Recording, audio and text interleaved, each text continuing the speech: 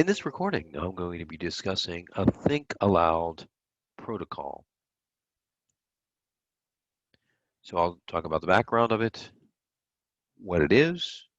There are two different types, the process we used in this research, the analysis of your Talk Aloud or Think Aloud protocol data, strengths of the whole research process of this, and the weaknesses of the method, and then threats to validity, and then some examples of it. So the background on it has its roots in psychological research and developed from something called introspection method, and developed really in 1980 by Erickson and Simon. So I actually met Herbert Simon a long time ago, and then was really proliferated by Clayton Lewis at IBM. So what is Think Aloud? Some people call it Talk Aloud. Um, it's qualitative research methodology. It uses an observational method and gathers rich, in-depth data from a small sample. And that's typically what a lot of qualitative research does. Participants are asked to verbalize their own thoughts and opinions and decisions, likes and dislikes as they work on tasks. And measures not only what the participant is doing, but also what they're thinking and feeling about what they're doing. And some people say it's like eavesdropping on someone's thinking, but it tests a system or process, not the user. And so this is going to be important because we're going to be using Think Aloud protocol as part of our user acceptance testing of a healthcare website, portal, or app, mobile app. So this is part of our assignment 6.1. Concurrent, so there are two types. One is concurrent, which happens while the participant is conducting their work, and retrospective, which is also called a think after, asks participants to recall what they were thinking and feeling. So the retrospective might be a little bit more difficult. I don't like that as much because concurrent is happening while someone's doing something. Retrospective asks them to think about it after they've done it. And of course, we know that memories fade pretty quickly. So it's a little bit more removed from the actual situation at hand. So the process is you consent participants, which means you get their agreement to participate. Then the individual begins a session in a quiet setting, and it's audio taped or videotaped, then transcribed. The subject is instructed to think aloud constantly. They're going through processes, and in this particular case, they'll be logging onto a website and they'll talk about how they do that. If necessary, the researcher reminds the subject to keep thinking aloud or keep talking aloud. And that's primarily because people forget to do that. The researcher can take notes, researcher can, and ask follow-up questions. But generally, there are going to be follow-up questions after the person has gone through that particular process so that you don't interrupt the process.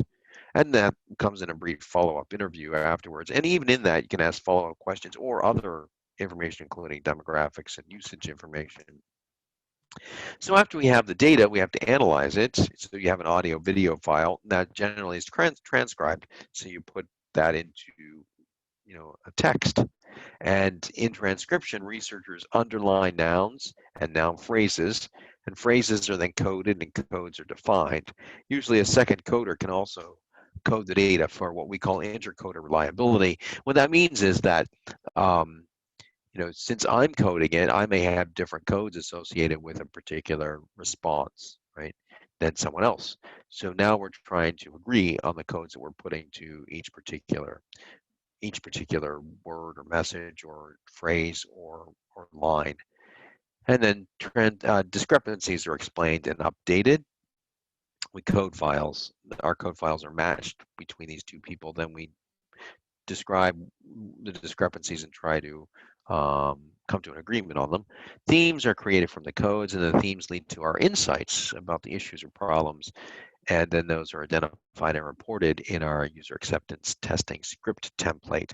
And so that script template would look like I showed this in our user acceptance testing.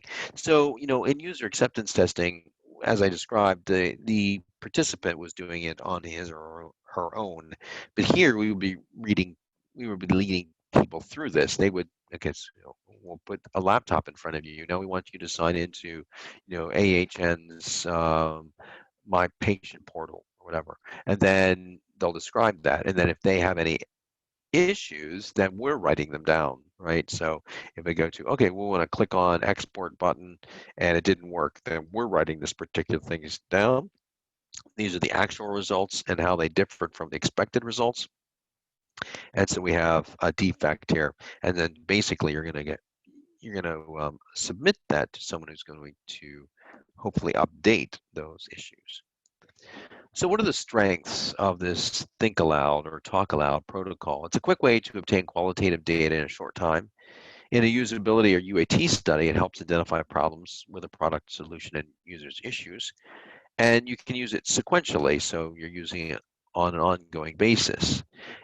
It's an in-depth, unbiased detail of what's going on with someone using a system. And data from independent users' point of view, and real-time documentation because someone's going through it at that time. You're collecting the data, which is great, and is recorded to be used for inter-observer results. So basically what this means is that you can show other people in your organization, okay, this is, or you take clips of it. These people are having problems here and here and here. And you have 5 different clips, or you associate them, edit them together or something like that. It also allows the researchers to concentrate on the interview session. So it's difficult to take notes and then also follow along what's going on. Generally, when I'm doing something like this, I'll just take notes about, someone commented that this was difficult and they didn't explain it. So I'll just write down, okay, logging onto this particular place was difficult, question mark, why? And then after the session's over, you can say, no, I've realized these particular things you mentioned, but I'd like to get more description about them. And that's kind of how you do that. The weaknesses are its slow and laborious process of analysis. Like any qualitative research, the bulk of the work is after all the data is collected. Here you have a small sample, which is difficult, and it can be awkward and distracting to be, it's just awkward to kind of talk aloud what your thought process is. So that's kind of a thing where you sometimes have to remind people all the time. And it really is difficult to simulate real life environment because other people have, when you're using something, a website, you generally a lot of other things going on around you, right? And you're doing this in kind of a laboratory environment, which is different. So when you put the system in, or it's actually, implemented and people are using it, you might find other difficult areas because people aren't necessarily paying as much attention to as they were in a laboratory environment. So our threats to validity, which means, that the results that we get are not actually something that's going to happen in a real environment, is a disturbance of the cognitive process, right? So when you have to verbalize everything, you can't be as fluid as I'm going to click here, here, here, here, here. You don't even think about it a lot of times. You just do it, right? Here you have to concentrate on saying something, and so that breaks really your concentration. So you're actually concentrating on 2 things at one time, or trying to navigating something and talking about how you're navigating it. If you have certain kinds of ways, that if we're using the second approach where we're really asking people after the effect, then we have memory errors. And there could be interpretation by the subjects themselves, right? And they're not necessarily describing what they're really thinking about, or something. They're describing something else. And there could be technical glitches, which you might not even get, or the system might be down the day you're testing, or something like that, something crazy. So those could be threats to validity. So here's some examples of a Think Aloud protocol. This is a user experience test, an example of using the Think Aloud protocol with the user experience test.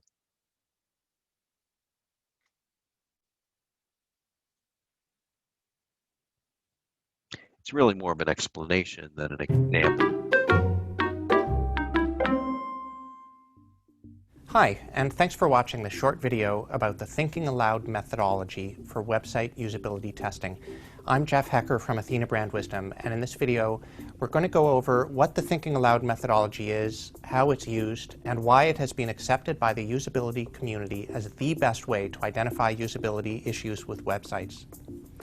The Thinking Aloud protocol was first used to test website usability at IBM in the 80s, and it is now evangelized by thought leaders in the UX community like the Nielsen Norman Group and others as a highly effective and cost-efficient way to test a site's usability.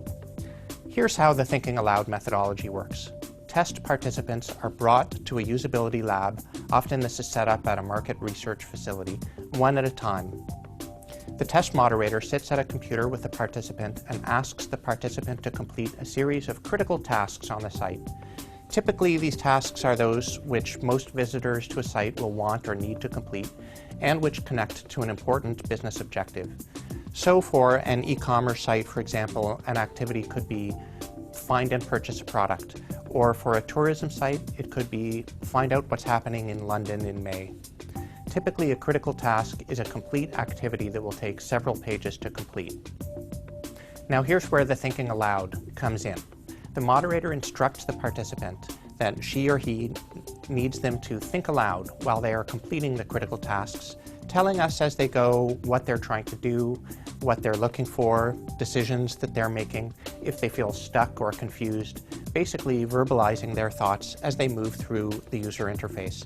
We're not asking for considered thinking or their innermost thoughts. It's really just a dump of active memory, if you will, while they're working through the task.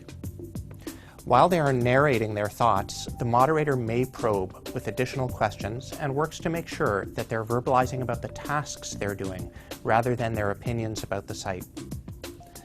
The reason this methodology is so effective is that it brings things that are otherwise hidden, like the internal planning, reacting, and interpreting that people are doing while experiencing a site, things that are happening in people's minds, out into the open, where they can be observed and analyzed.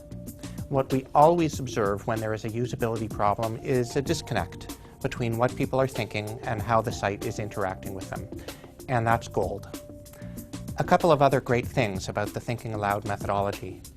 First, it's really impactful for designers to come face-to-face with consumers. Typically, we conduct this research at a market research facility with a one-way mirror where the designers are behind the glass, and we find the psychological impact of actually seeing a user tripping over things on a site settles debates and leads to fast decision-making. Second, this kind of research is relatively fast.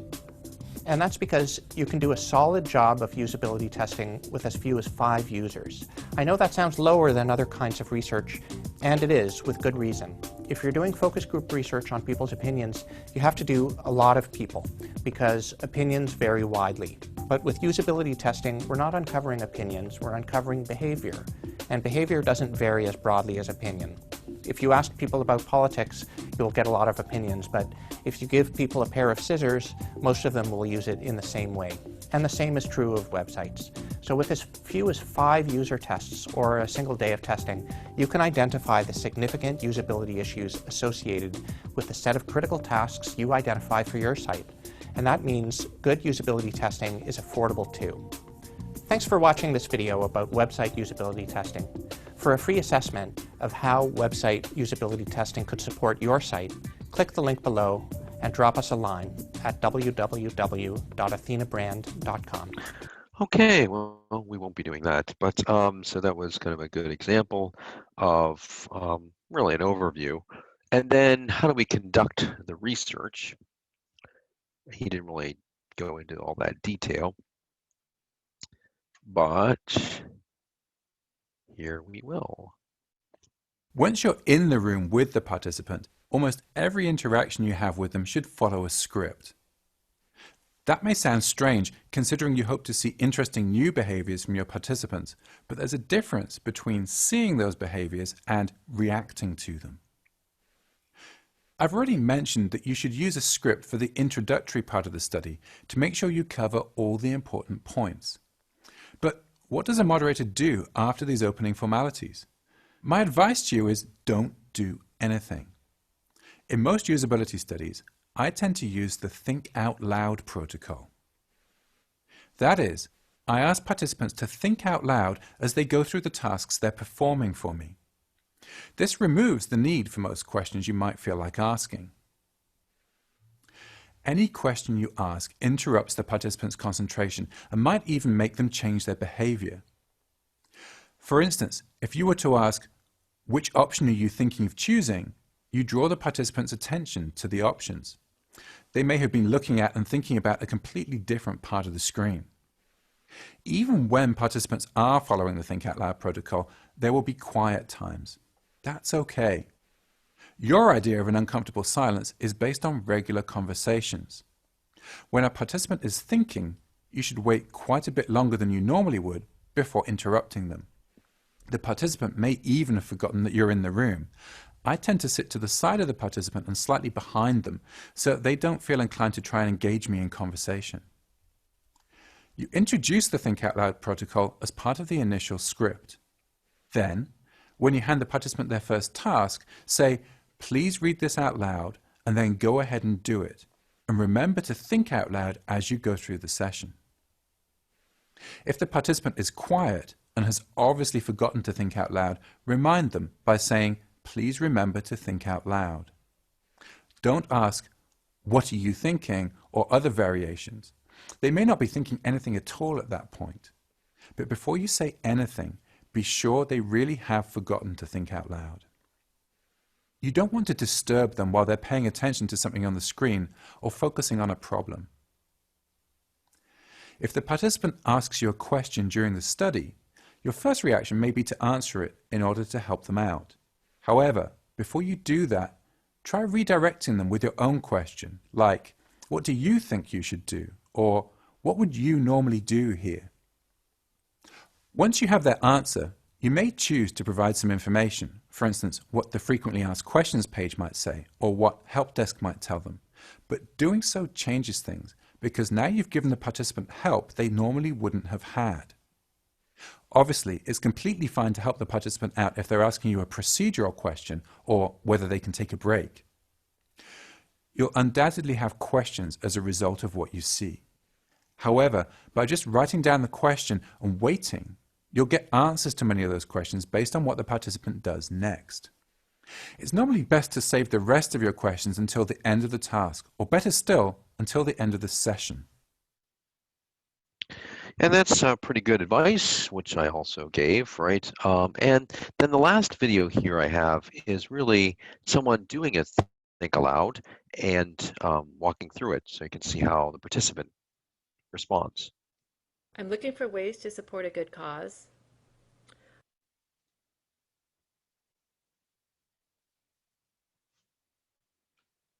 And she is. What I want to find out is what this organization does. The first thing that catches my eye is this section here. There's steps for something, but I'm not sure what it's for. So I'll go up here and take a look at the topics. These options don't really tell me much more about what this organization does. The need maybe has to do with regions that have needs. I'm just guessing, I'm not sure. So let's go to About Us. Maybe I'll find something in there. This image, maybe this organization is about feeding children. Let's read further. I like these two short paragraphs. Although this first paragraph really doesn't answer my question. Okay, it's not until the second paragraph that I find out what this organization does. Okay, so in this, you can tell areas where she's having difficulty with that. She's talking about it, so she talks out loud, and then you would put that in that template, and then people would address that in terms of, do we need to move that second paragraph up to the first, etc. And that's really how your respondents should be participating in your Think Aloud protocol. So my references, and that concludes this recording when I was talking about the Think Aloud or Talk Aloud protocol.